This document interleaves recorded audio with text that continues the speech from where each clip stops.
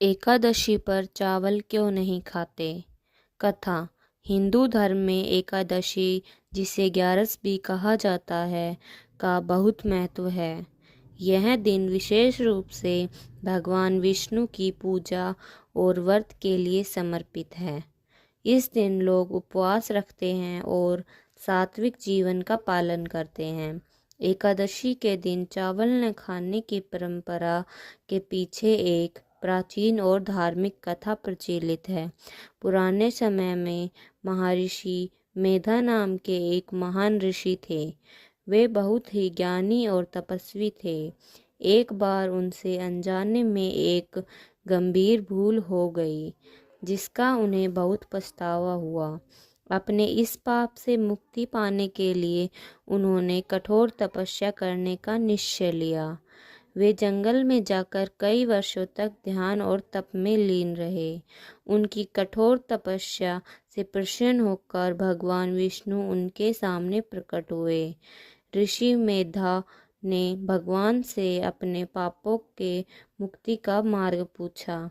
तब भगवान विष्णु ने उन्हें एकादशी व्रत का महत्व बताया।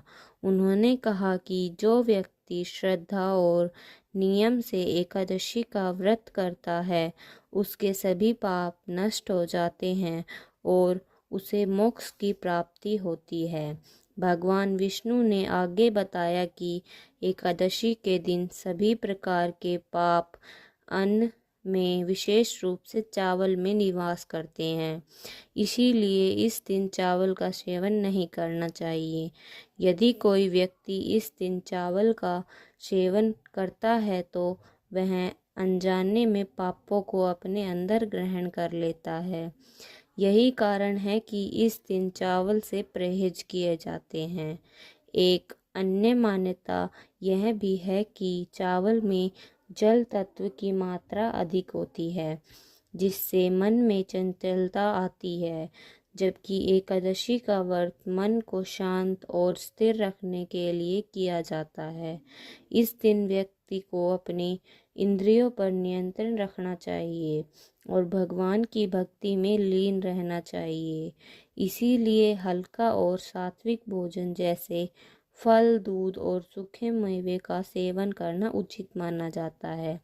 एकादशी व्रत का पालन करने से व्यक्ति को मानसिक शांति, आत्मिक बल और भगवान की कृपा प्राप्त होती है। यह व्रत केवल शरीर को शुद्ध रखने के लिए नहीं, बल्कि मन और आत्मा की शुद्धि के लिए भी किया जाता है।